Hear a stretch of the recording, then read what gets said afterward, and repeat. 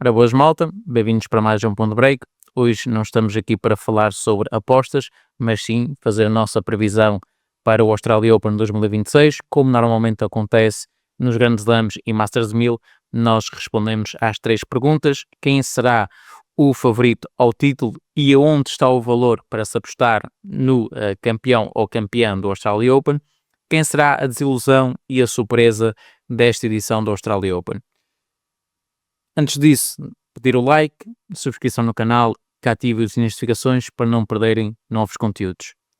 Vamos começar pelo lado masculino e do lado masculino houve aqui alguns jogadores que teve um sorteio relativamente fácil, nomeadamente Carlos Alcaraz, Djokovic, Daniel Medvedev, e há outros jogadores que tiveram um sorteio mais difícil, Alex de Minaur, Bell Shelton, por exemplo, o próprio João Fonseca, o brasileiro.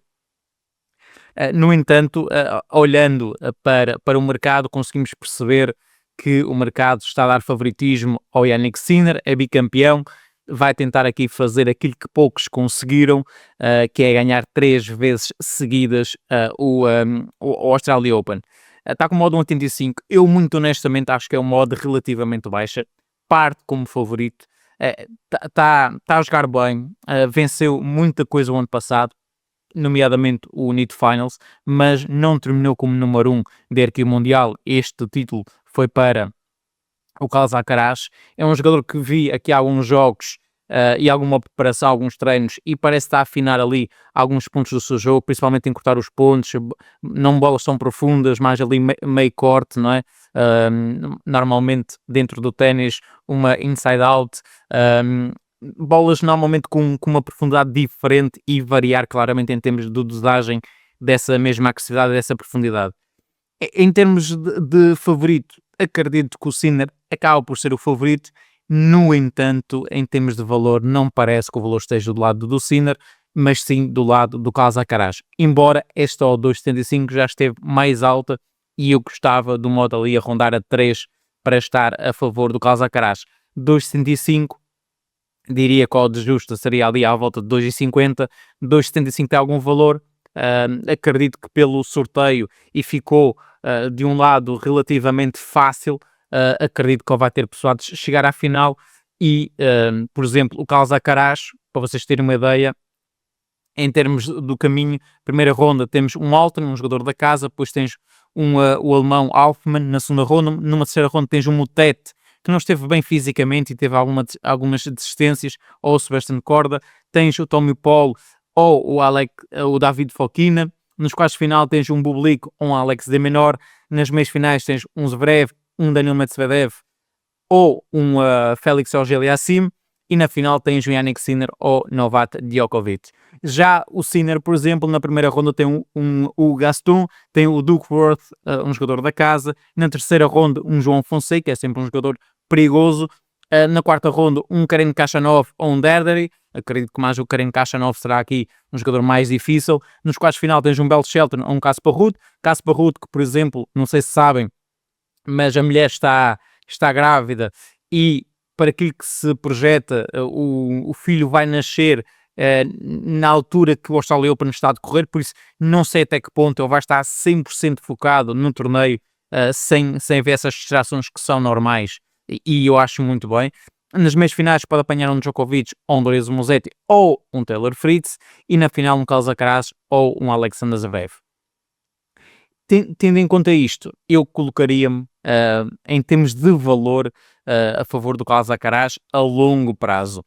Parece-me que também há sempre essa questão do Ferrero, acabou esta ligação de 7 anos com o treinador que levou a ser o jogador que é. Ele já veio dizer que a amizade mantém-se, a questão profissional é que não, mas que está muito satisfeito com a equipa.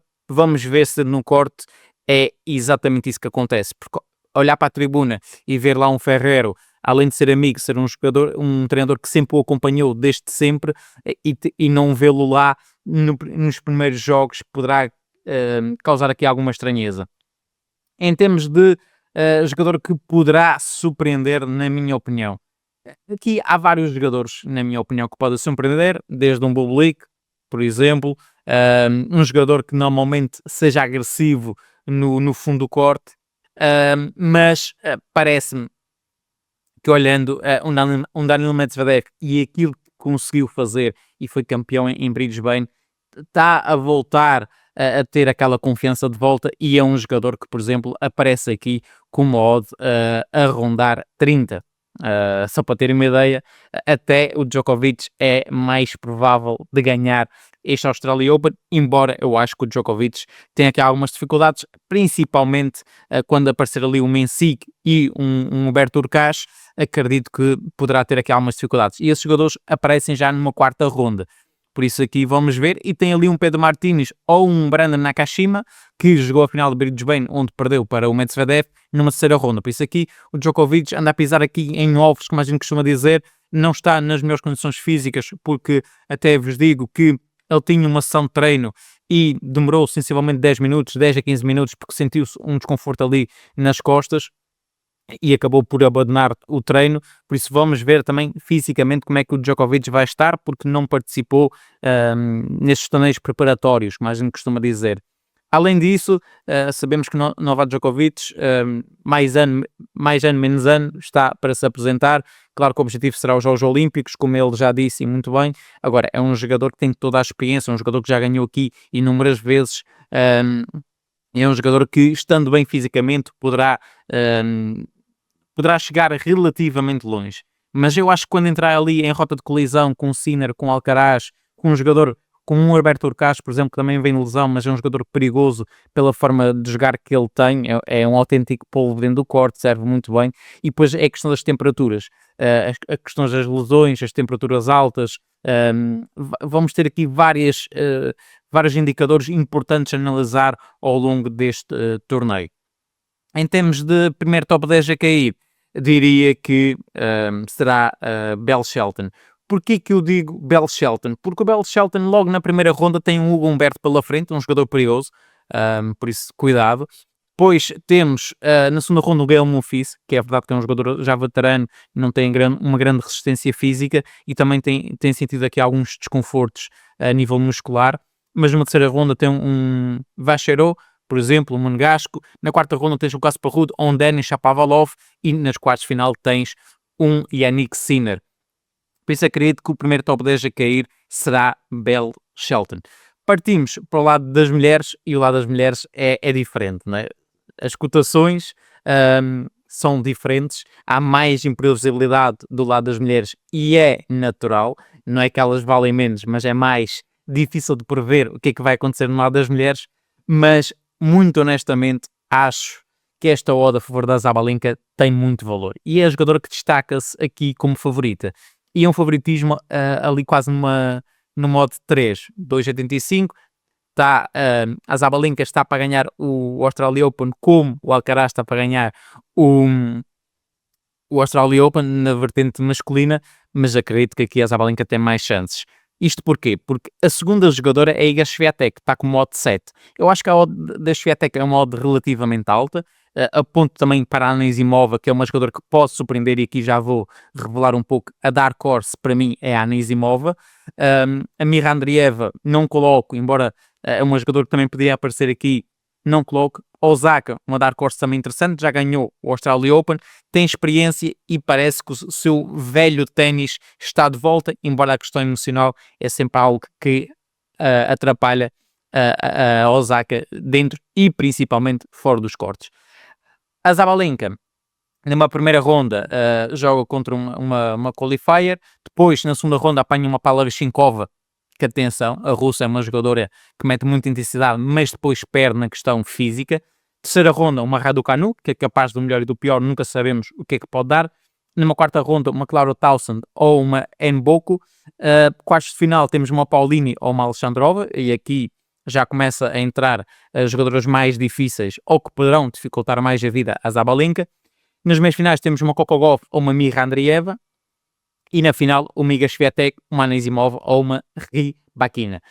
Já a Iga Swiatek está com modo 7, apanha uma Yuan na primeira ronda, uma Bouzkova na segunda, uma Kalinskaya na terceira. Depois na quarta ronda, que acaba por ser os oitavos de final, Osaka ou Samsonova. Quartos de final, uma Rybakina ou uma Belinda Bencic. Meias finais, Anisimova, Pegula ou Mason Keys. e na final Zabalenka, Coco Gauff ou Mirra Andreeva. Acho, muito honestamente, em termos de favorita, Zabalenka. Oportunidade de aposta, também diria Zabalenka. Dark Horse para mim está entre uma Anisimova e uma Osaka. Olhando aquilo que é, em termos daquilo que é o quadro, acredito que a Anisimova tem aqui capacidade de surpreender, ou pelo menos esta odd poderá trocar aqui, por exemplo, com uma Iga Swiatek ou até mesmo com uma Coco Gauff, mas na vertente punter ficarei apenas pela vitória da Zabalenka no Australia Open. Jogadora que para mim poderá desiludir será nada mais, nada menos do que a própria Mirra. Porquê que eu digo a Mirra? A Mirra ficou num lado difícil. Porquê? Porque logo pelo que tem... É um caminho cheio de armadilhas, por assim dizer. Porque começa com uma Dona Vekic logo ali a abrir, depois vai jogar com uma Sakkari na segunda ronda, uma Jamstrenska na terceira, e são jogadoras que podem dificultar a Mirra Andreeva, porque a Mirra Andreeva é uma jogadora agressiva, que apoia o seu ténis muito na técnica da força, é uma jogadora que oscila muito em termos de emoções dentro do corte, dentro do próprio jogo, e é uma jogadora que ainda hoje, mesmo ganhando um título, porque venceu a Mboco na final, no dia em que estou a gravar este vídeo para vocês, mas é uma jogadora que, quando está a servir, oscila sempre. Parece que nunca se sente confortável a servir para fechar o set, a servir para fechar o jogo. E apenas uma jogadora que, como por exemplo uma Jamstrenska, que é agressiva, responde para cima do corpo, ou até mesmo a Sakkari, que tem mais variação dentro do seu jogo, vai dificultar um bocadinho a vida, claramente, à Mirra. Para mim, quem ganhou no sorteio foi a Anisimova, na minha opinião. A Zabalenka, naturalmente, e por isso também coloquei ela aqui para vencer o Australia Open, e a Madison Keys, que é uma jogadora que por acaso está aqui com modo de 25. Já a Iga Swiatek, a Mirra Andreeva e, por exemplo, a Bencic tiveram um sorteio não tão favorável, na minha opinião, ou pelo menos com muitos perigos na minha visão. Por isso, está aqui o vídeo que normalmente costumamos fazer. Aponto Carlos Alcaraz para vencer o Australia Open e Irina Zabalenka para vencer na vertente feminina, e gostaria de saber quais são as vossas previsões para esse Australia Open 2026. Deixem na caixa dos comentários que eu vou ter gosto em ler, e vemos numa próxima oportunidade, provavelmente para falar de apostas.